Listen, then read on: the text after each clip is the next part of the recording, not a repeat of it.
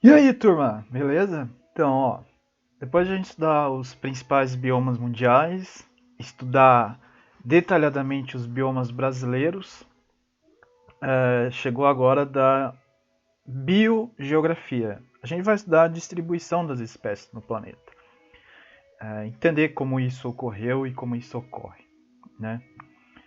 Então, olha só, vou fazer a leitura aqui do LDI com vocês e já vou discutindo também, né? Então, a gente percebeu que, ao estudar os principais biomas do planeta, percebemos que a distribuição de animais e plantas ela acontece de acordo com as características abióticas e bióticas do ambiente. Lembram? Por exemplo, né? Abióticas ali, ó, altitude, pluviosidade, temperatura, tipo de solo, existência de abrigo. Abrigo seria assim, uma toca, né? O lugar onde o animal mora, dorme.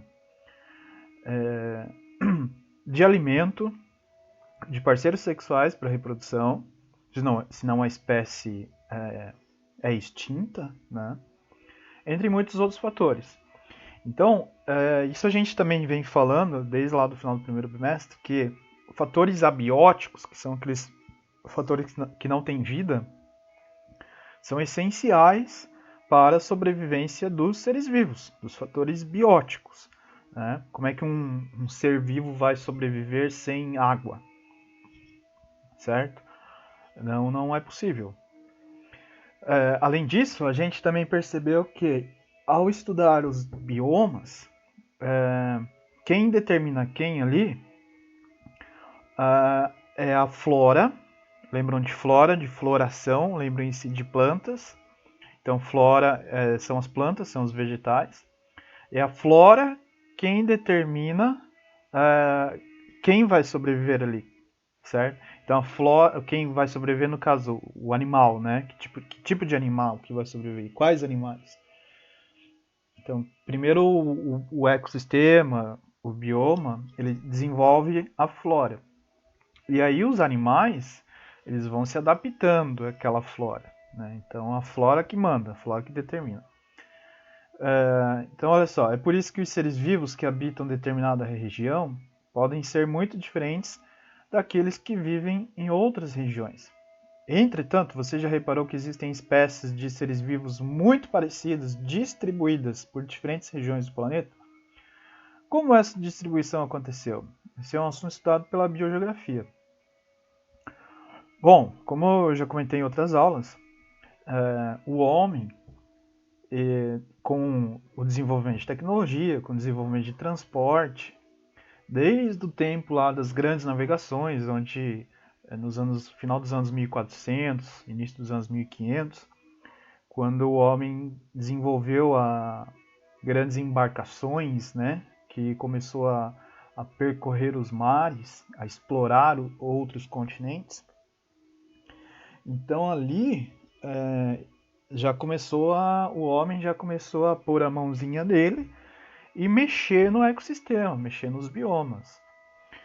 Quando os portugueses, os espanhóis descobriram as Américas aqui, muitos animais que eram endêmicos aqui das Américas, lembrem-se, endêmicos são espécies que vivem só em um determinado local. Então, muitos animais, muitas plantas, muitos seres vivos endêmicos das Américas foram levados para a Europa. Então, aí já começou a haver um tráfico de espécies, né? E aí, claro, e hoje em dia o mundo, por exemplo, eu tenho planta aqui em casa que é planta da Ásia, é uma planta chinesa. Mas como eu falei para vocês, as árvores que são utilizadas nos reflorestamentos aqui no Brasil, o pinus e o eucalipto não são árvores brasileiras. O eucalipto é uma árvore australiana, lá da Oceania. O pinus é uma árvore da Ásia, não lembro, eu acho que é no sul da China, se eu não me engano. São árvores que não são daqui, mas que existem aqui, né? Porque o homem transportou ela para cá, ok? Mas o biogeografia ela explora isso, tipo, da onde que é uma espécie, como que ocorreu esse trânsito dessa espécie para outras regiões. E é isso que a gente vai estudar agora nessa aula, ok? Então, olha só, biogeografia é uma ciência interdisciplinar. Primeira coisa, lembre-se de relações ecológicas.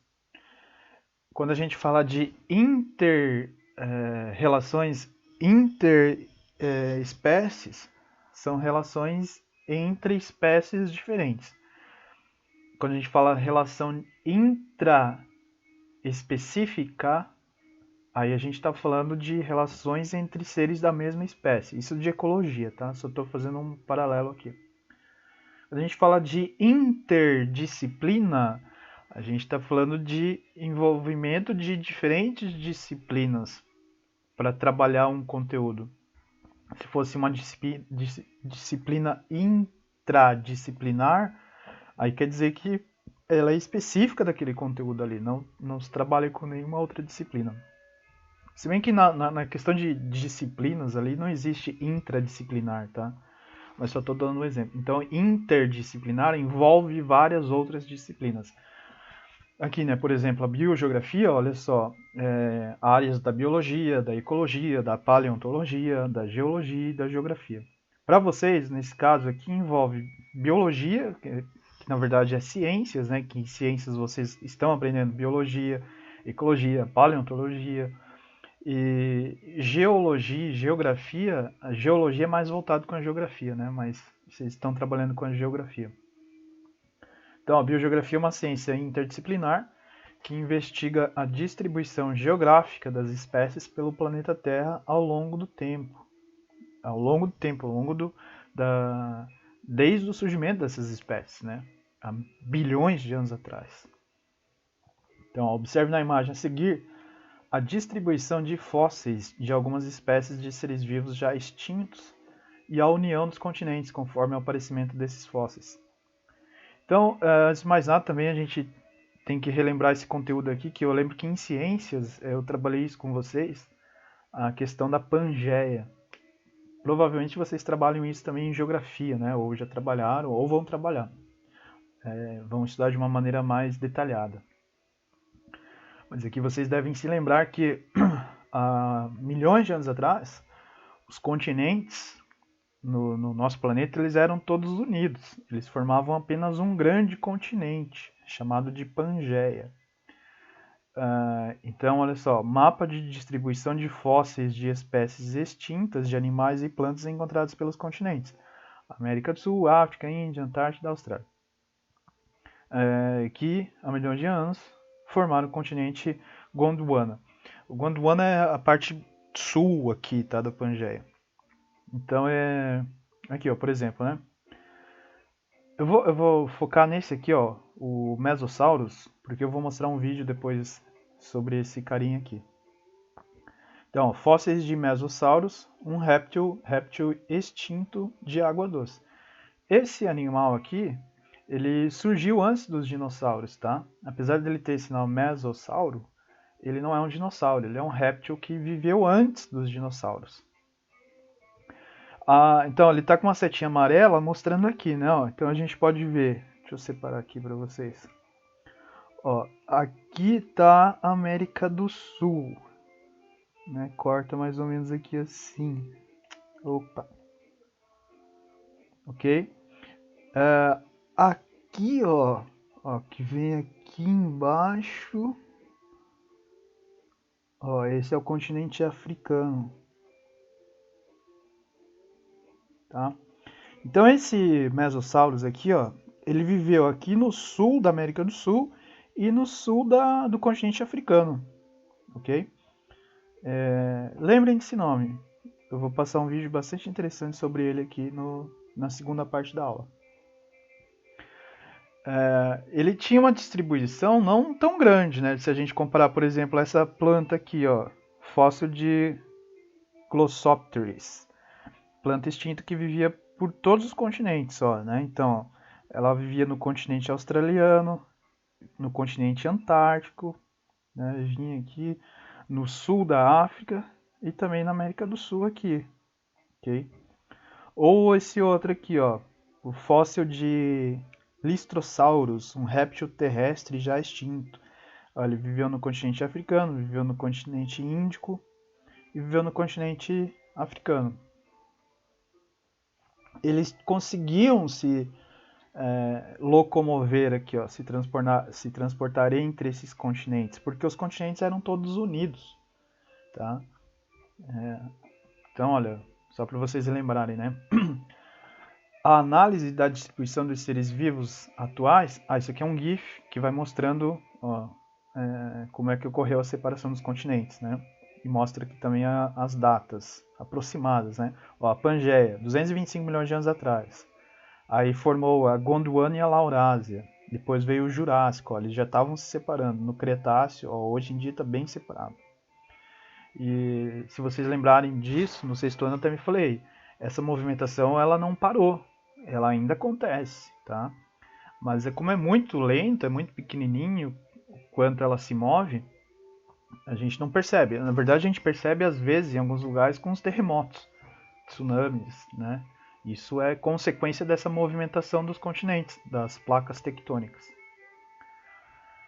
Então, olha só, a análise da distribuição de seres vivos atuais, de fósseis, de rochas, entre outros, sugere que há 280 milhões de anos atrás, né, no tempo da Pangeia ali, quer ver quando eu apareci aqui, ó? É um pouco antes até da Pangeia, né? Aqui, ó, a Pangeia era 225 milhões de anos atrás. Existia apenas um grande continente, chamado de Pangeia, que significa todas as terras em grego. Esse continente começou a se separar, formando dois grandes continentes há 135 milhões de anos, que é a Laurásia, ó, a Laurásia aqui, e a Gondwana aqui embaixo. Tá? A Laurásia ao norte e a Gondwana ao sul. A movimentação dos continentes continuou até que eles alcançassem a configuração atual. Só que essa frase aqui deixa uma interpretação um pouco errada, porque ela não parou essa movimentação, ela não está parada, ela está se movimentando.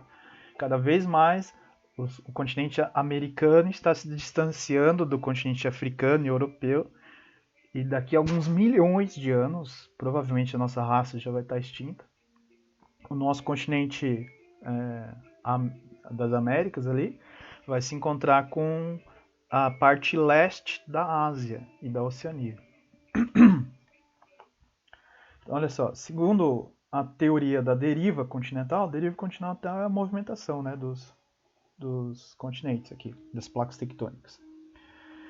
Desenvolvida pelo geógrafo alemão Alfred Wegener em 1915, os continentes da Terra vêm se deslocando ao longo de milhões de anos. De acordo com essa teoria, os continentes se deslocam por meio da movimentação de grandes placas formadoras da crosta terrestre, que são as placas tectônicas. Observe o esquema a seguir. Pangeia, 280 milhões de anos atrás. Essas informações aqui não é aproximadamente, né? Por isso que aqui, ó, nesse GIF que eu trouxe, ele mostra que a Pangeia foi de 225 milhões de anos atrás. Então é claro que são milhões de anos, mas são aproximações, não são valores exatos. Então a gente tinha a Pangeia, né, 280 milhões de anos atrás, que as placas tectônicas foram se movendo, e aí separou, ficou a Laurásia no norte e a Gondwana no sul, representada em roxo, aqui a Gondwana, em amarelo a Laurásia. As setas aqui mostrando a direção da movimentação dessas placas tectônicas e como está atualmente, né? E aquilo que eu falei, ó, os continentes americanos aqui, ó, América do Sul, América Central e do Norte, elas estão se movimentando aqui no sentido oeste. Então elas vão encontrar a parte leste aqui, ó, da Ásia e da Oceania daqui a alguns milhões de anos. Nós não estaremos mais vivos até lá. Então, ó, o LDI fala aqui, né, para vocês, a costa brasileira e africana. Antes da teoria da deriva continental ser formulada por Wegener, outros cientistas já tinham notado, com curiosidade, a similaridade morfológica entre a costa brasileira e a africana. Porque, assim, se a gente pega o mapa Mapa mundi hoje em dia, né? Vou pegar esse aqui, ó, mesmo, por exemplo, que está na apostila de vocês. Se a gente olhar a costa brasileira aqui, ó, né, na América do Sul, e a costa africana, a gente vai ver que eles têm o mesmo recorte. Parece uma peste quebra-cabeça, né? Dá para encaixar ali. Aqui também, esses continentes aqui, a Groenlândia, ela vai se encaixar, consegue se encaixar aqui. A América do Norte consegue se encaixar aqui, né? Aqui, ó, por exemplo, essa partezinha da costa africana aqui também consegue se encaixar aqui. Enfim, dá pra gente reparar isso. Só olhando o mapa, né? Então, ó, a rigor, essa ideia surgiu com os primeiros mapas do Oceano Atlântico que mostravam os contornos da América do Sul e da África. Em 1620, Francis Bacon, cientista e filósofo inglês, apontava o perfeito encaixe entre essas duas costas como um quebra-cabeça e sugeria pela primeira vez a hipótese da união dos continentes no passado. Posteriormente, com a teoria da deriva continental, argumentos foram selecionados e corroborados. Corroborados é reafirmar, né? o mesmo que confirmados. Então, os argumentos foram selecionados e corroborados por diversos estudos científicos. Né? Então, reafirmou, ou seja, você deixa cada vez mais. Outras pessoas afirmaram isso, então deixa cada vez mais forte. Deixa essa teoria cada vez mais forte. Baseados em diferentes análises, como geológicas e paleontológicas, para afirmar que a América do Sul e a África estavam unidas em Gondwana. O que eles fizeram? Então não era só tipo, vamos fazer o mapa, né? O pessoal veio aqui, fez o mapa da costa brasileira e outros lá no continente africano fizeram o mapa da costa africana. E aí viram que, nossa, parece que encaixa, né? Parece que um quebra-cabeça. Então será que eles estavam unidos? Outros cientistas também começaram a pesquisar, principalmente aqui, ó, geólogos que trabalham com rochas, né, com solo, e paleontólogos que trabalham principalmente com fósseis, começaram a investigar isso. Tipo, opa, eu estou encontrando fóssil do mesossauro, lembra o mesossauro que eu falei para vocês ali no começo da aula? Aquele réptil. Eu estou encontrando fóssil de mesossauro aqui na América do Sul e eu também encontro fóssil de mesossauro na África. Como que esse animal conseguia se deslocar assim? Por que ele não se espalhava para outro lugar? Né, pelo mar ali. É porque não tinha mar antes. Então era uma faixa de terra única ali. Que aí ele conseguia se deslocar. Se existisse mar, ele não conseguiria se deslocar. Então é isso que eu vou mostrar para vocês no final da aula, quer ver? Bom, eu vou parar essa aula aqui, fazer a primeira parte da aula, depois eu continuo em seguida com a segunda parte.